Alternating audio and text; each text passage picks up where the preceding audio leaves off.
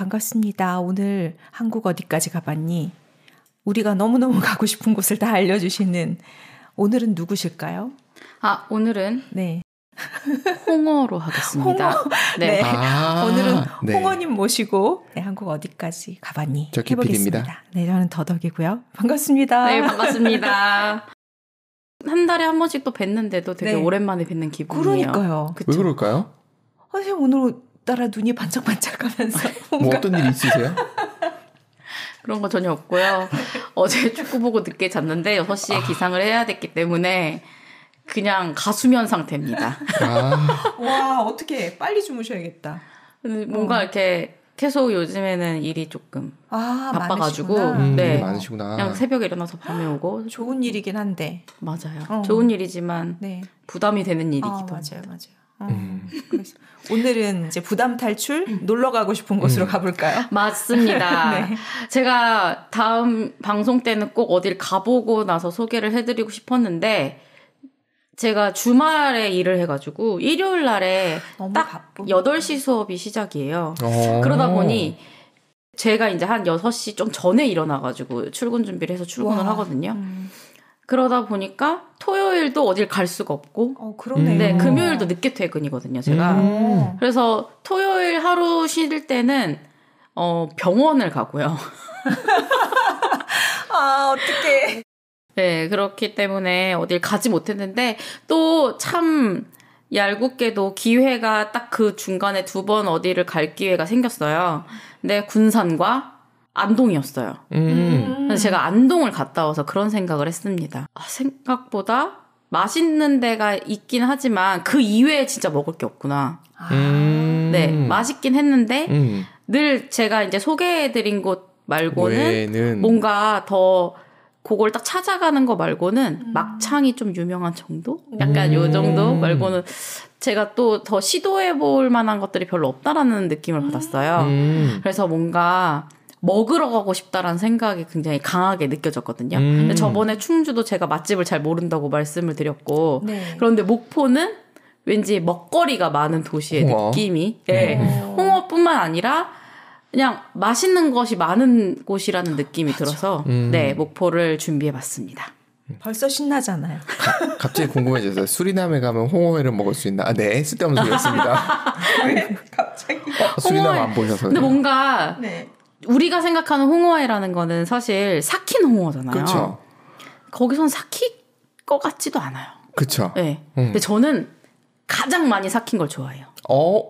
완전히 삭힌 거예요. 그냥 뽕뽕 나는. 그래서 생은 솔직히 말해서 그렇게 삭힌 걸 먹어도 별 감흥은 없고 진짜 홍어를 먹을 때 이거 센데 하는 거는 이제 완전 막 탕. 그 삭힌 홍어로 탕을 끓이거나 혹은 튀김을 만들거나 와우. 그 정도는 돼야 이제 이거는 정말 입천장이 다 까지는 맛이다 이런 느낌이. 안 그래도 제가 체질 검사를 얼마 전에 했어요. 팔 체질을. 근데 이제 이 체질이 맞는지는 모르겠는데 홍어탕을 먹으라는 거예요. 그 비싼 걸? 홍어를 시켜서 그걸로 탕을 끓여 먹으라는데 저는 한 번도 먹어본 적이 없어. 아 정말요? 그래서 그 맛이 뭔지도 몰라요. 어머나. 목포 가서 먹어봐야 되겠다. 맞습니다. 그렇게 맛있어요? 저는 홍어가 맞아요. 그러니까 어렸을 때는 막 진짜 뭘 굳이 이랬는데 그 묵은 김치와 돼지고기와 홍어를 먹는 것에 처음에 익숙해지다가 나중에는 그 홍어만 고춧가루랑 소금이랑 이렇게 찍어서 먹는 너무 고소하더라고요. 씹으면 씹을수록 고소해요. 삭힌 게 별로 안 삭힌 건 그냥 별 큰 맛이 없어요. 못생긴 맛. 많이 삭혀야 고소한 맛이 더 느껴져요. 먹어봤어요, 먹을 줄. 그래서 저 서울에서도 그 망원동에 홍어집이 있어요. 치면 그 집밖에 안 나올 것 같거든요. 그 집 진짜 맛있어요. 네, 홍어 애가 정말 맛있고 홍어도 너무 맛있고 네 그렇습니다. 자, 그래서 오늘 목포를 해볼까 하는데 제가 준비하면서 살짝 후회를 하긴 했습니다. 왜요? 너무 할 게 없더라고요. 진짜요? 네. 뭔가 사실은 뭐 역사적으로 굉장히 중요한 곳도 아니었고 관광지로서의 메리트가 사실은 많이 없어요. 근데 다만 강점이라고 한다면 서해안 고속도로가 시작되는 곳이기도 하고 KTX가 워낙 많이 나고 SRT도 가거든요. 그러다 보니까 접근성이 너무 좋아요. 그래서 이거를 준비하면서 그런 불만을 가지게 된 거죠. 전라남도는 뭐를 하고 있나. 외국인 관광객 유치를 하기 위해서. 저는 이곳이 되게 후쿠오카 생각이 많이 났거든요. 그러니까 우리나라 사람 같은 경우에는 후쿠오카를 가는 이유가 공항이 있고 저렴하고 항공도 저렴하지만 거기에 생활 물가가 굉장히 저렴해요. 그리고 그 쇼핑을 할 때 그런 우리나라에서 구할 수 없는 외국 브랜드나 스트릿 브랜드 같은 경우에 굉장히 브랜드 마켓이 잘 돼 있고 되게 소도시인데 잘 돼 있고 또 빈티지 샵들이 굉장히 잘 돼 있어요. 그러다 보니까 사실은 후쿠오카도 관광할 건 없거든요. 네. 그냥 일본 분위기 느끼고 일본 음식 먹는다는 느낌이지. 근데 일본 음식을 굉장히 저렴하게 먹을 수 있고 또 쇼핑을 좀 하고 올 수 있는 저렴한 가격에 해외여행 할 수 있는 그런 느낌을 주는 곳이라서 많이 가는 거거든요. 근데 우리나라는 지금 관광 유치를 아직도 저는 수도권에서 벗어나지는 못하고 있다고 생각을 해요. 근데 전남에서 계속 이제 관광 유치를 하려고 뭐 태국이랑도 무언가를 맺고 왜 막 그러는데 사실은 무안공항이 바로 옆에 있는데 너무 아깝기도 하고 국제공항이거든요. 그리고 배로도 충분히 왔다 갔다 할 수 있을 정도로 거리가 굉장히 가깝기 때문에 왜냐하면 목포는 산업단지가 없어요. 없다고 거의 보면 돼요. 그렇기 때문에 그런 걸 개발하기 어쨌든 서비스업으로만 이제 해야 되는데. 해야 된다면 좋은 교통과 좋은 발전된 걸 가지고 그런 거를 조금 더 유치해보면 되지 않을까라는 생각을 조사하면서 많이 생각을 했습니다. 네. 이게 넘어가서 보시면은 제가 왜 그런 얘기를 했는지 좀 아시게 되실 거예요. 네. 네.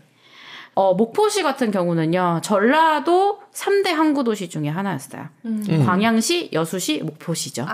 근데 광양, 여수 같은 경우는 굉장히 산업단지가 발달을 해 있고요. 그렇죠.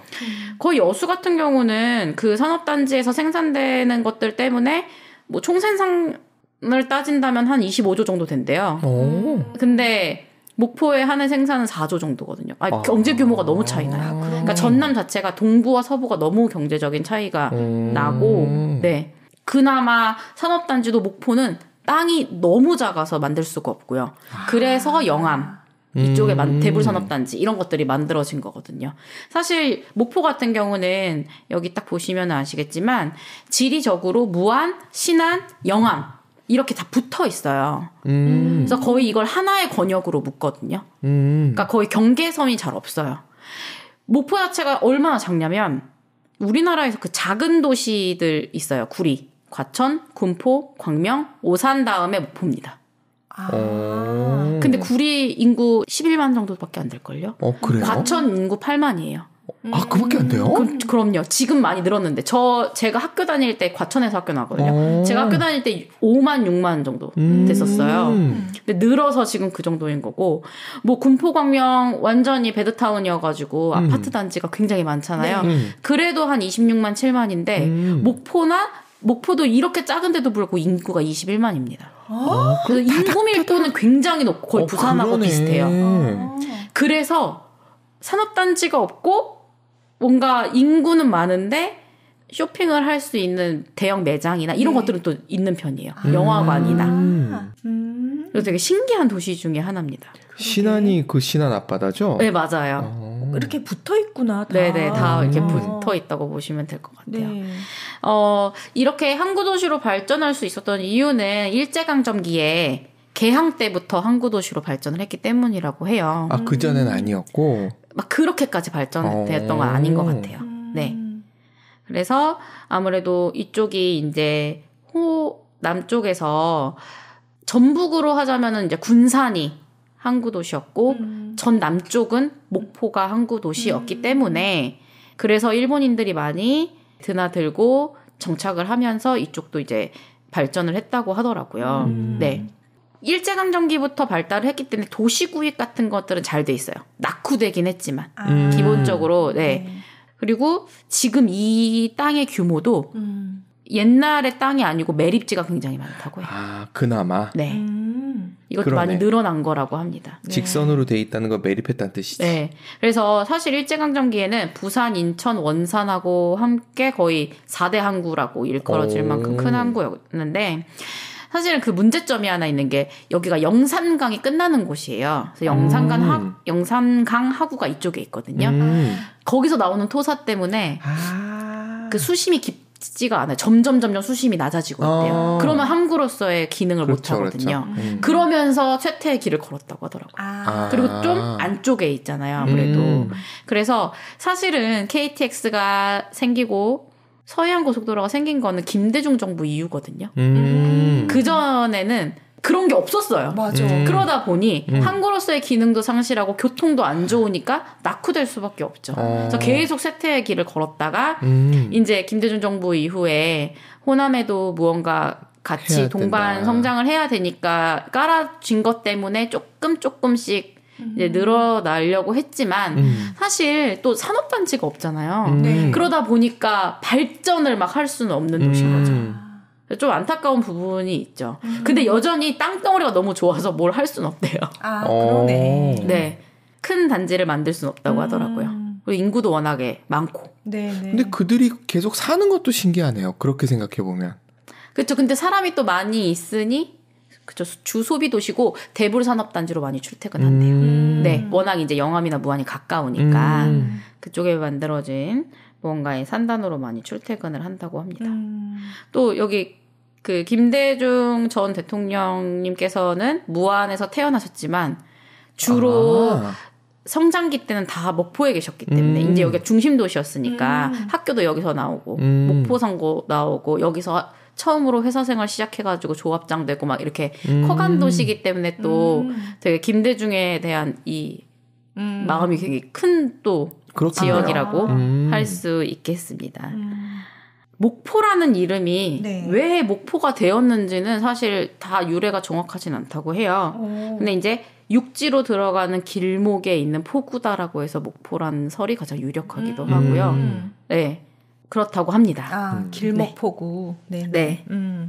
그래서 그래도 70년대까지는 행남자기도 여기 있었고 또 나중에는 여기 시멘트가 아니구나. 한라조선소가 여기로 들어와요. 목포로. 그렇게 해서 조금 발전될 기미가 보였으나 네, 그렇진 않는 것 같아요. 네.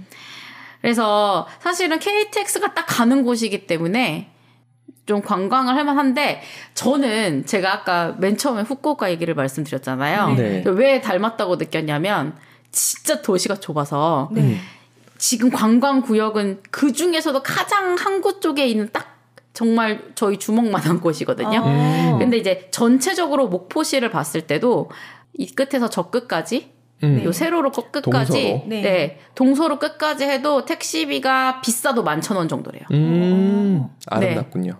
그렇기 때문에 관광객이 오셔도 차 끌고 오지 않고 그냥 KTX 타고 오셔도 이 렌트카 안 빌려도 택시 타고 기본 요금이면 어디든지 갈 수 있고 사실 관광지는 여기 몰려 있잖아요. 걸었다가 기본 요금 내고 또 딴 데 가고 이러기가 좋은데 후쿠오카가 그렇거든요. 후쿠오카를 자주 가는 사람들의 특징이 뭐냐면 도쿄의 지하철에 질린 사람들이에요. 네, 택시비는 비싸고 도쿄는. 그렇죠. 그리고 지하철 너무 다리 아프고 귀찮고 이런데 후쿠오카 같은 경우는 다 좁고 한적해가지고 지하철을 안 타요. 다 택시 타고 다니거든요. 그리고 4명에서 3명 정도나 같이 여행 가가지고 택시 하나 타면 나눠서 내면은 전혀 부담이 되는 금액이 안 나와요. 좁기 때문에. 근데 목포도 약간 그런 느낌이더라고요. 네. 그래서 친구들이랑 술도 마시고 맛있는 것도 먹고 하기에 너무 먹으러 다니기에 너무 좋다는 느낌을 받았습니다. 그래서 사실은 여기로 보이는 지역이 거의 관광의 대부분이라고 보시면 될 것 같아요. 목포의 가장 큰 제가 생각한 장점은 이제 수산물이 많고 또 목포에서만 잡힌다고 볼 수는 없겠지만 목포에서 많이 파는 수산물들이 많죠. 뭐 낙지도 그렇고 먹갈치도 그렇고 민어가 목포가 진짜 유명해요. 네, 민어도 그렇고 또 병어 같은 경우에도 원래 목포에서 제일 많이 잡혔었던 거기도 하고 물고기 먹으러 가는 곳이군요. 네, 맞아요. 그렇기도 하지만 또 전라도가 음식을 워낙 잘하기 때문에 기본적으로 뭐 뭘 먹어도 맛있으니까 네, 진짜 그래서 가고 싶다. 배 타고 흑산도나 홍도를 가기에도 되게 용이하고. 네. 그래서 사실은 제가 알고 있는 영암 사람, 뭐 진도 사람, 다 공부 좀 했다고 하면 다 목포 고등학교 나왔거든요. 그러니까 그쪽에서 다 뭔가 이제 중심지는 목포인 거죠. 네. 그래서 그쪽 지역들에 다 무언가가 문화, 뭐 음식, 먹거리 이런 것들이 좀 응축되어 있다고 볼 수도 있을 것 같아요. 네. 그리고 사실은 제주도 사람들도 굉장히 많대요. 4.3 사건 때 이주해온 사람이 굉장히 많다고 합니다. 네. 그럴 수 있겠다. 그렇다고도 하고요. 그래서 저희는 오늘 그래서 목포 안으로 딱 들어갑니다. 그래서 지금 여기 봤던 유달산권. 목포 하면은 가장 상징적인 산이 유달산이거든요. 유달산인데 228m 정도밖에 안 돼요. 귀엽다. 제가 안양 출신이라서 네. 말씀드리면 안양 한 모락산 정도 느낌? 굉장히 뒷산 느낌이죠. 동네 뒷산. 40분 정도면 올라가는 산 그런 느낌이고요. 유달산이고 그다음에 갓바위라고 해서 이 바위가 좀 유명해서 이 갓바위권이 있는데 너무 신기하게도 이 갓바위권 보시면 무슨 전시관, 문학관, 박물관, 해저 스포츠 체험 교실 뭐 이런 것들 다 모아놨어요. 그래서 뭔가 찾기도 되게 쉬워요. 네네네. 목포 같은 경우는 원래 관광을 조금 업으로 나름대로는 하고 있기 때문에 어플로 뭔가 이런 것들을 하기가 좋더라고요. 내가 어플을 이용해서 직접 내 코스를 만들고 그리고 가이드를 직접 해줘요.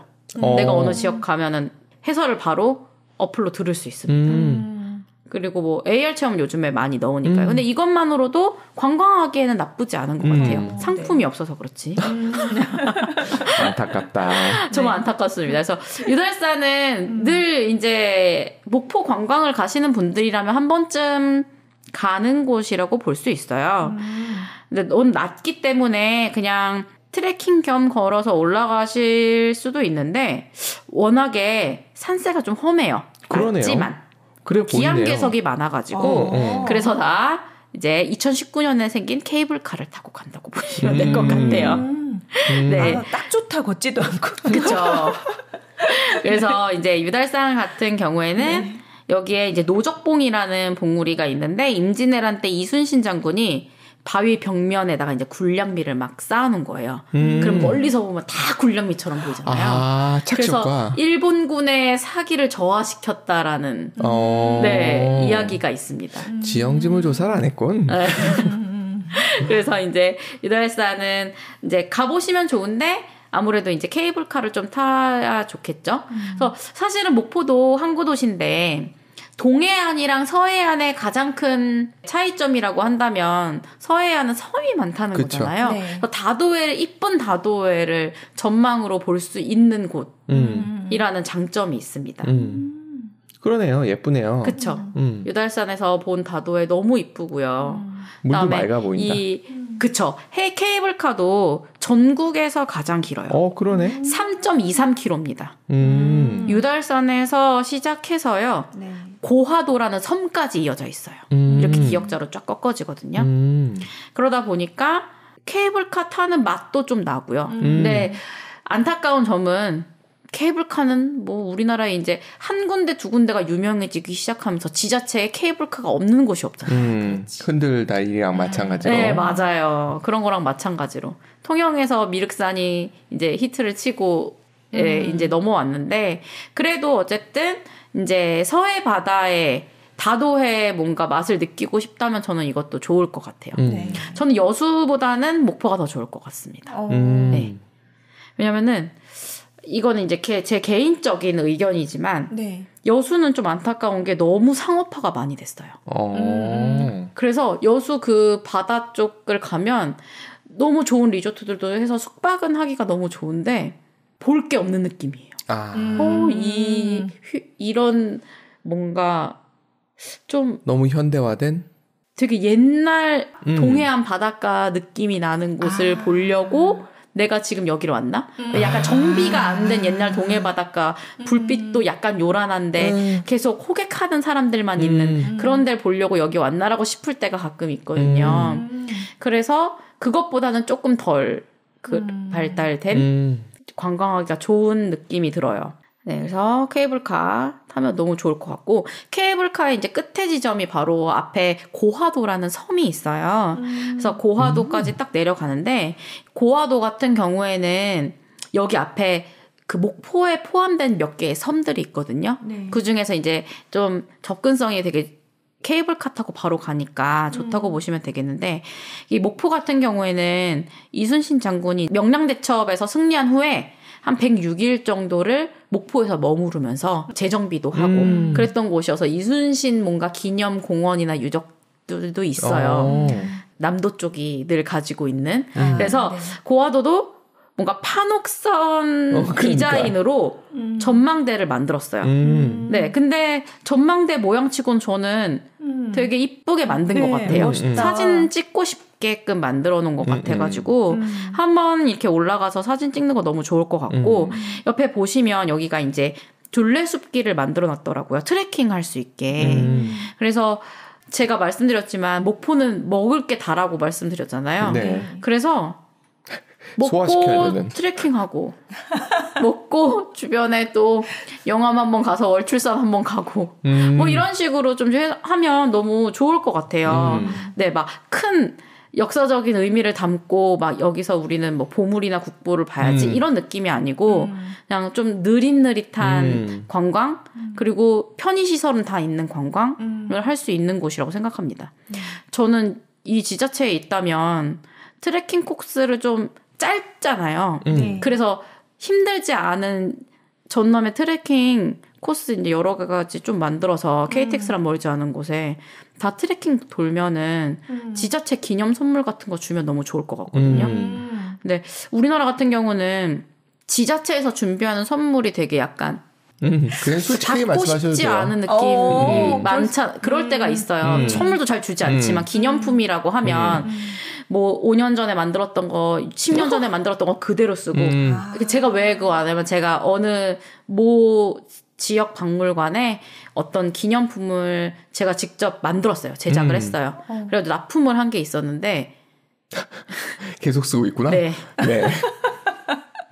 그래서 여긴 수도권도 그런데 지방은 또 오죽하겠나 싶은 거죠.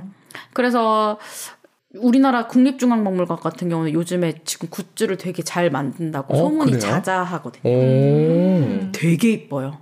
다 사고 싶어요. 그거 하나씩 나오면 그거 수집하는 사람들도 있어요.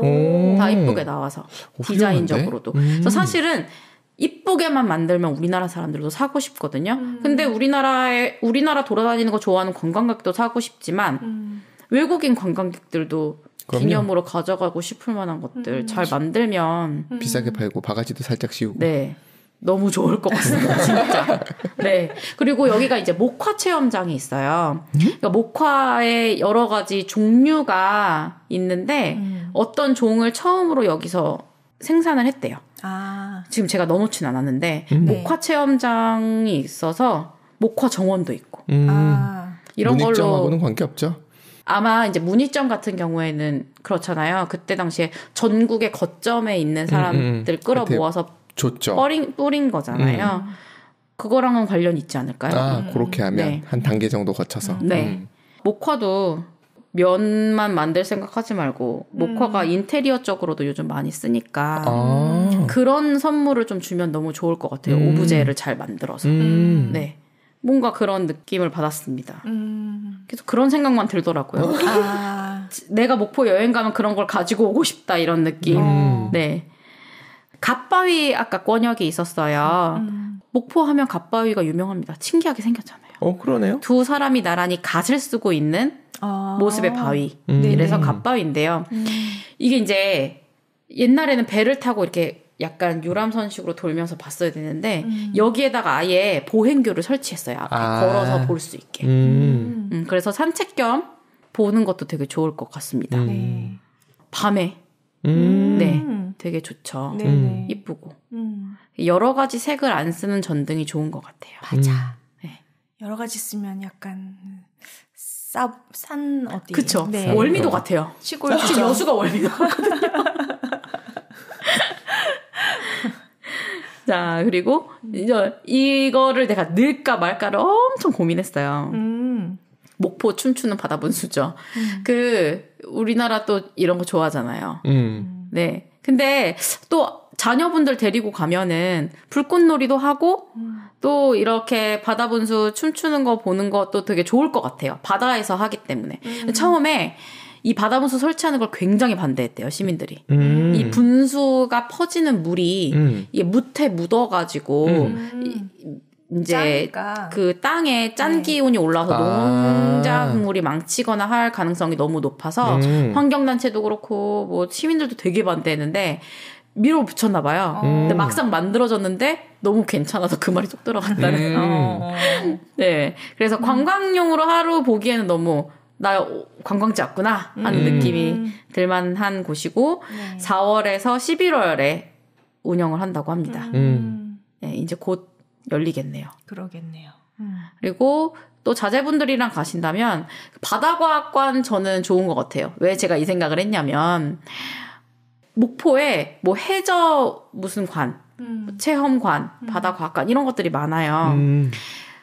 저는 사실 지방에서 조카들이 올라오거나 수업 때문에 가야 된다거나 하면은 수족관을 가지만 전 수족관을 가고 싶진 않거든요. 네.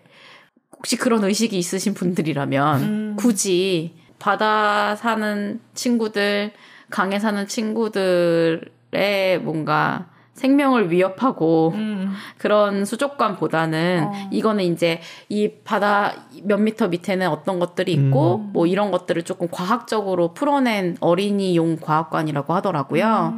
그래서 이런 것들을 더 체험해 보시는 게 좋지 않을까라는 생각이 들어서 굳이 넣었습니다. 네네. 네. 우리가 꼭 눈으로 보지 않아도 이런 것만으로도 충분히 요즘에는 여기 안에도 이제 4D관도 있고 영상도 많이 있다고 하더라고요. 이런 것만으로도 우리가 충분히 체험할 수 있다라는 거를 보여주는 것도 되게 좋을 것 같아서 넣습니다.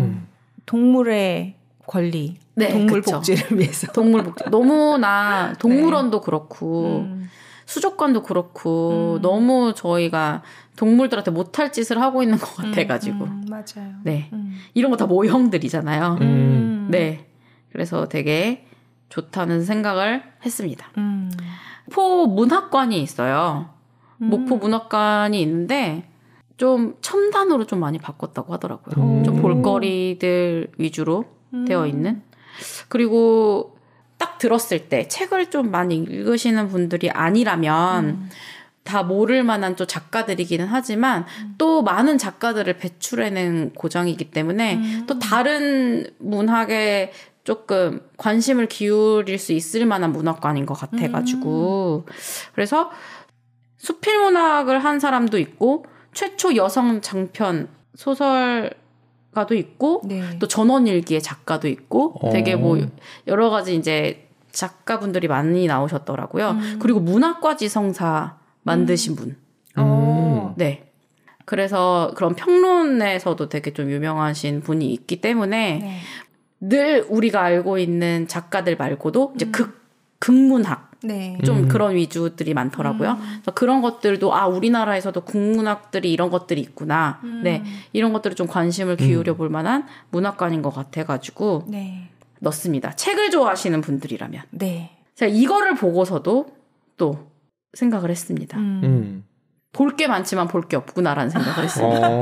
왜냐하면 이제 근대문화 역사 공간이 목포에만 있지 않잖아요. 그쵸. 여기 그쵸. 군산, 인천, 서울 막 이렇게 되어 있기 때문에 목포까지 와서 이걸 볼 만한 메리트가 없는 거예요. 그래서 와서 막 좋네 라고 느낄 수는 있지만 나 이거 보러 여기까지 갈래라고 이끌지는 못하는 것 같아요. 목포도 아무래도 큰 항구였기 때문에 일본인들이 굉장히 많이 살았거든요. 그래서 옛날에 일본식 건물들을 여기에 많이 이제 보존을 해놨어요.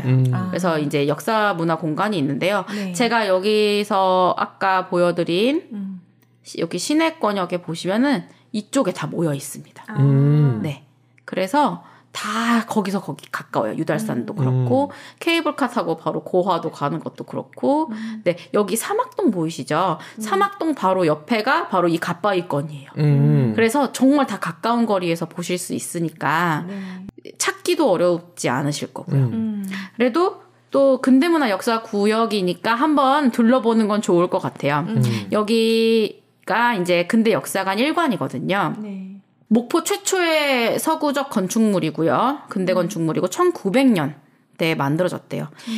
이곳이 옛날에는 일본 영사관이었다가 목포시청이었다가 시립도서관이었다가 문화원이었다가 지금은 이제 역사관이 됐는데 제가 되게 좋아했던 드라마였는데 호텔 델루나라는 드라마가 있었어요. 네. 네. 아이유가 주인공이었던 여진구랑 그 델루나 호텔이 바로 이 건물입니다. 네. 그래서 좀 장점이 있다면 서울이나 이렇게 인천보다는 이 건물들이 좀 덜 알려져가지고 네 이제 이국적인 분위기를 낼 때 방송이나 영화를 찍을 때 좀 좋은 것 같더라고요. 1900년이면 꽤 늦게 지은 거네요. 그러니까 일본이 조선을 먹는 게 거의 결정이 난 상태에 지은 거네요. 네네네 맞습니다.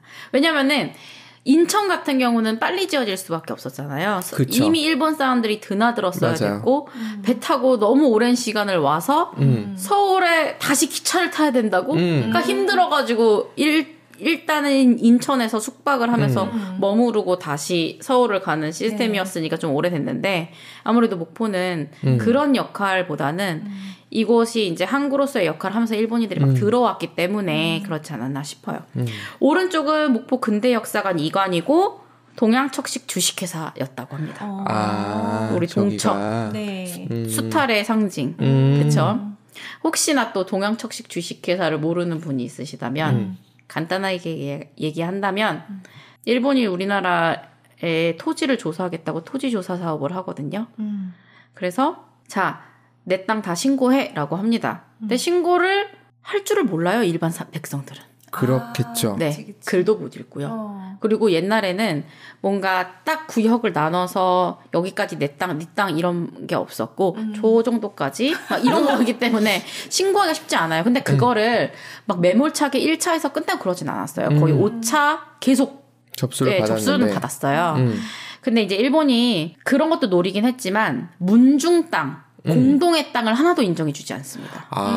공동 소유를? 네. 그건 다 국가 소유로. 일본 소유로 넘어가게 돼요. 그리고 이제 그런 거에서 이간질도 같이 할 수 있죠. 그러면 문중 땅을 뺏기기 싫으면은 다 장자한테 주면 이게 이제 집안 싸움이 나기도 하거든요. 왜냐면은 그쵸 이제 그런 식에서 분열도 일어나게 되고 일본 정부가 굉장히 많은 우리나라의 땅을 가져가게 되거든요. 뭐 제가 지금 엄청 짧게 얘기한 거지만 근데 이걸 일본 정부에서 팔 수는 없어요. 그래서 동양척식 주식회사라는 회사를 만들어서 이쪽에다 땅을 넘기고 이쪽에서 땅을 임대하게끔 하는 거죠. 소작도 조선인 소작도 짓게 하고 땅도 고리로 빌려주고 너무 방대한 양이다 보니까 일본인들을 대거 유입시켜서 땅을 굉장히 싸게 나눠줍니다. 그래서 일본인들이 관리하게끔 하는 거죠. 땅의 소유주로 하게끔 해서. 사실은 동양척식 주식회사 같은 경우는 완전한 수탈의 상징이라고 볼 수 있죠. 그러네.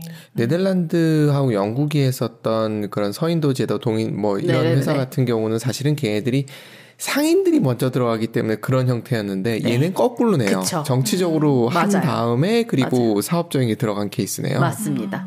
그러니까 일본이 굉장히 전략적으로 네, 한 케이스라고 볼 수 있습니다. 이것도 좀 웃겨요. 목포 근대역사관 1관 뒤에 방공호가 있거든요. 근데 방공호가 굉장히 군데군데 있어요. 이거 왜 팠냐면은 태평양 전쟁 때 일본이 자기 군사 무기들도 좀 숨기고 자기네들도 피할 공간을 목포에다가 이렇게 방공호를 팠다고 해요. 세상에? 네, 그래서 그런 것들이 그대로 남아있어서 이거를 이렇게 만들어놨다고 합니다. 하여튼 굴 파는 거는 북조선보단 일본 사람들이 더 뛰어난 것 같아요. 2차 대전 영화 보면은 우와 대단합니다. 그게 다 우리나라 사람들이 엄청 팠겠죠. 그러니까. 맞아요. 옛날에는 목포 최고의 번화가였다던 목포 오거리가 있고요. 또 넘어가게 되면은 옛날에 호남은행 같은 경우는 이 호남 지방에 이제 유지들이 같이 모여서 만들었다는 은행이라고 볼 수 있고 그 적상 가옥들이나 뭐 일본식 다른 건물들을 군데군데 볼 수 있고요. 오래된 이런 네 가게들도 볼 수 있어요. 이 갑적 모자점 1924년에 만들어진 거래요. 와우. 네. 그래서 대를 입고 이제 모자를 팔고 있다고 합니다. 이런 것들을 소소하게 보기는 좋은 것 같아요. 네. 그리고 좀 특이했어요. 일본에서 일본식 불교 사원을 처음으로 만든 곳이래요. 네. 그래서 1898년에 지었다고 합니다. 그래서 이름이 동본원사 네, 목포 별원인데요. 저는 이게 웃겨요. 저 일본식 진짜 사찰도 우리나라에서 지금 남아있는 거는 없잖아요. 네. 동국사? 동성사인가? 동국사 아닌가요? 동국사인가? 네네. 군사네? 네, 군사네. 네. 그것도 있지만, 이제 여기는 좀 조그맣게 남아있기는 한데, 이게 목포에서 일본인 소학교로 운영도 되다가, 나중에 이 건물을 목포 중앙교회에서 사서 교회로. 이게 로마 시대 때는 만신전이었다가 성당이었다가 이런 거랑 비슷한 느낌이네요. 네. 그런데 너무 다르잖아요. 그 발상도 너무 재밌는 것 같아요. 적진으로 들어가서. 어쨌든 이렇게 했던 곳이라고 하고요. 근데 보면은 되게 이국적인 분위기는 날 것 같습니다. 네. 그래서 사실 이 역사공간 같은 경우도 약간은 안타까운 점이 있죠. 어쨌든 이런 거리를 만들어 놓는다고 이제 사람들이 막 올 거는 아니거든요. 이왕 왔는데 구경하기는 좋지만. 그렇지. 저것 때문에 가지는 않지. 그래서 뭔가 다른 관광 상품을 개발해야 되지 않을까. 뭔가 저는 만들거나 아니면 그러니까 제가 특산물을 잘 모르겠더라고요. 이쪽에. 네. 영암 쪽이었나? 찾아보니까 가야금이 되게 유명하대요. 그래서 가야금을 잘 모르는 사람들도 뜯을 수 있는 그런 체험까지 다 마련이 되어 있는 것들이 있다고 하는데 이런 것들이 조금 더 알려져가지고 그런 체험형으로 뭔가 코스 같은 것들을 만들면 꼭 지금 있는 나의 역사적인 자료 유산을 가지고 뭘 하려고 하면은 관광상품 만들기 좀 힘들 것 같아요. 가고 싶진 않을 것 같아요. 그러네. 네. 무슨 다른 산업을 들여와서 그런 걸 체험할 수 있는 그런 걸 하면 좋을 것 같은데 음식 많으니까 숙소에서 음식도 같이 만들고 하는 거 만들면 너무 좋을 것 같은데. 맞아요. 일본 갈 때 요칸 가는 그런 느낌도 사람들이 맞아요. 있는데. 맞아요. 그리고 요즘 해외여행 가서 꼭 그 나라의 혹은 그 지역의 유명한 음식 같이 만들어보는 체험 프로그램 하시는 분들 굉장히 많거든요.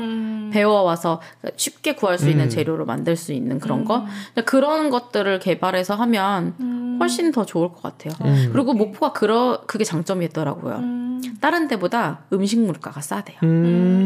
해산물 물가도 싸고 그 횟집 물가가 싸가지고 그런 걸로 좀 상품 개발을 하면 어떨까라는 생각을 했습니다. 통영에도 있을 것 같은 서산동 시화골목인데요. 그러니까 벽화는 아니고요. 여기 이제 예술인들이 시랑 그림을 같이 이렇게 널빤지에다가 해서 쭉 이렇게 전시를 해놨어요. 그래서 좀 옛날에 70년대, 80년대에 이제 시골에 뭔가 항구 마을을 그대로 느낄 수 있어요. 오히려 통영은 좀 작다고 느껴지는데 여기는 그래도 굽이굽이 구경할 맛은 좀 나는 곳인 것 같아요. 그리고 여기는 영화 1987 촬영지였던 연인의 숲입니다. 이걸 그렇게 관광상품으로 밀더라고요. 마치 약하다. 군산의 초원 사진관처럼.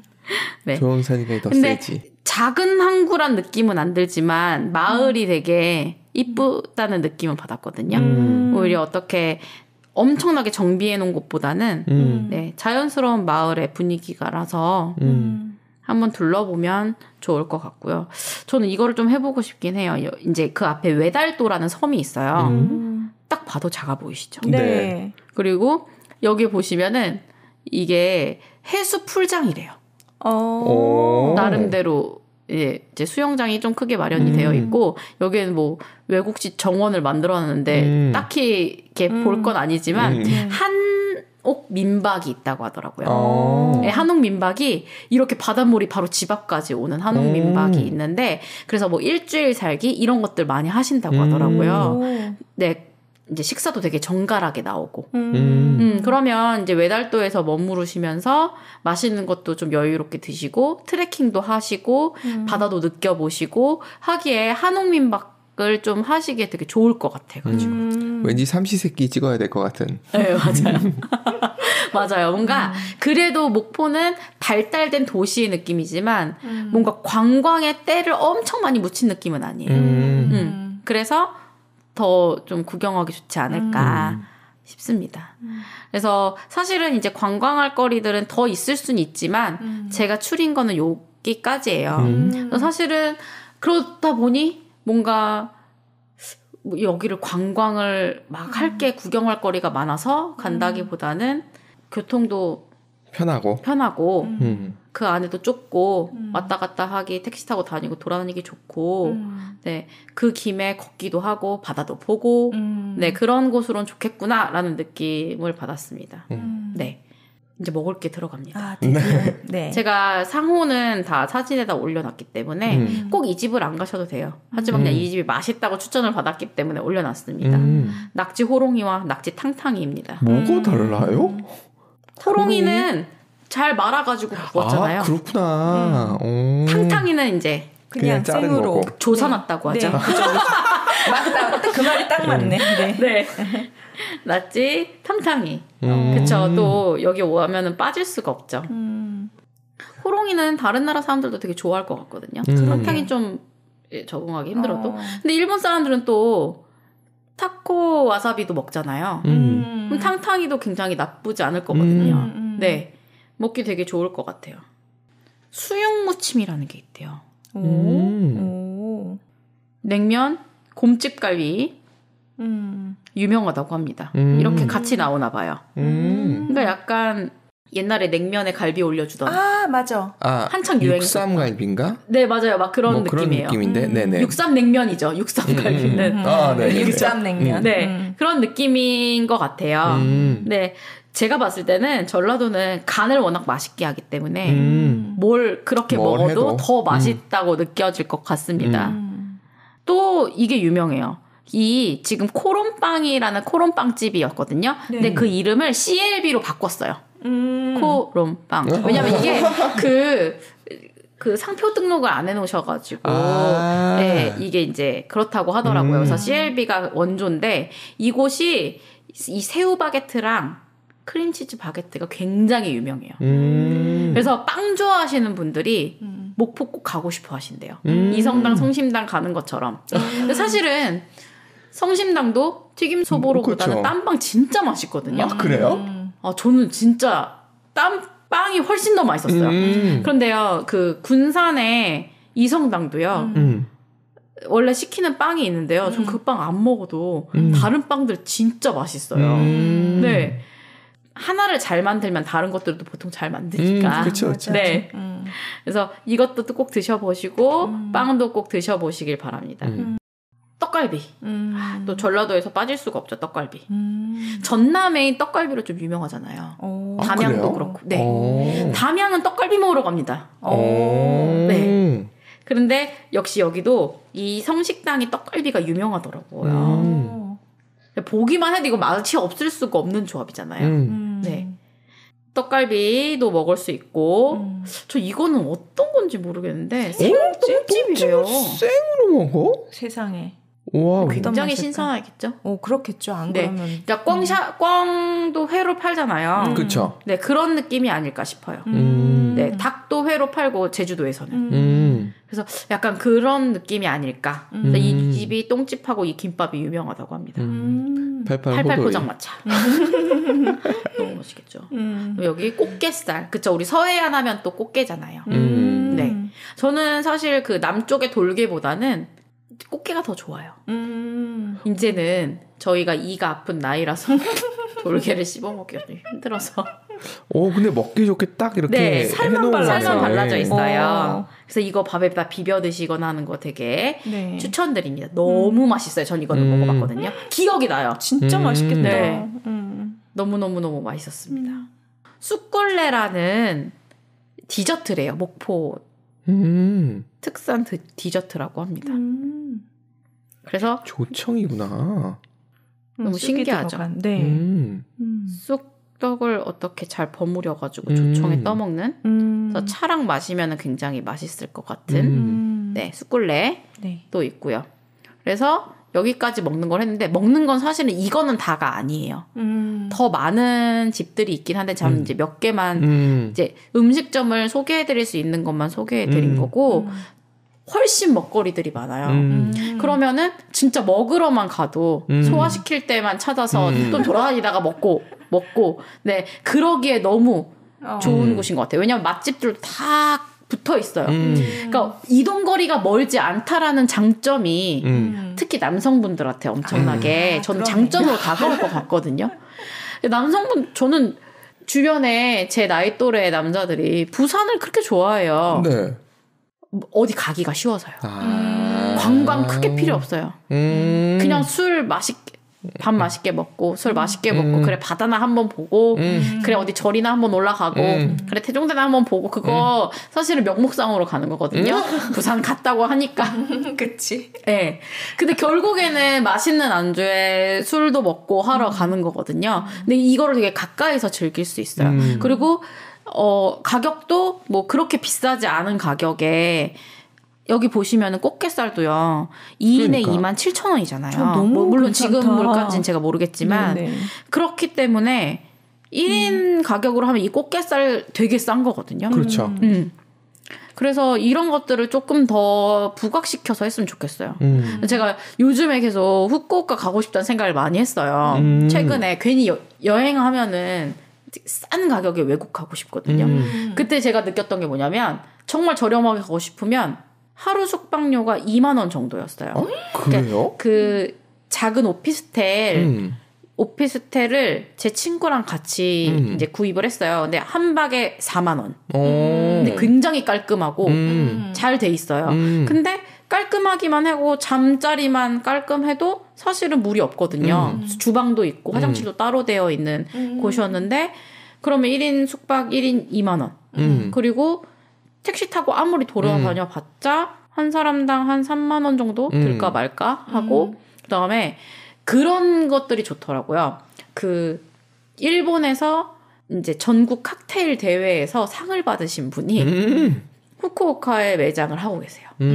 그래서 칵테일 장인이 말아주는 칵테일인데 오늘 저를 보고 뭐 생각나시는 거 만들어주세요 하면은 만들어주시기도 해요.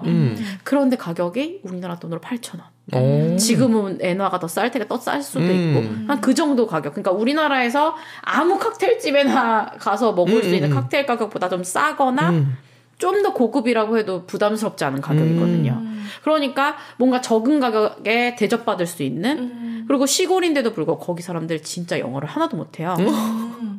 그냥 메뉴판도 일본어로만 줘요. 한국 메뉴판 거의 없더라고요. 근데 뭔가 굉장히 고급스러운 디저트를 저렴한 가격에 먹을 수 있고 고급스러운 뭔가 좀 전통이 있는 라멘이나 우동을 저렴하게 먹을 수 있고 이런 매력 때문에 또 쇼핑도 막 하러 가고 그런 매력 때문에 거의 철마다 가는 친구들도 되게 많았거든요. 그래서 뭔가 그런 거를 노리고 하면 너무 좋을 기반을 가지고 있는 도시라는 생각이 들었습니다. 네. 그래서 먹으러 가시고 싶으실 때 한 번쯤 욕심 내보실 만한 곳이라고 생각을 합니다. 아, 네. 네. 그래서 오늘은 목포를 이렇게 마무리하도록 하겠습니다. 네. 너무 감사합니다. 감사합니다. 네. 지나가면서 먹으러라도 들려야 되겠습니다. 네. 그러니까요. 이상 낙지였습니다. 네. 아, 오늘 홍어였군요. 홍어 얘기를 안 했어요, 심지어. 그러네. 네. 그건 다음에 하도록 하겠습니다. 네. 감사합니다. 네, 감사합니다.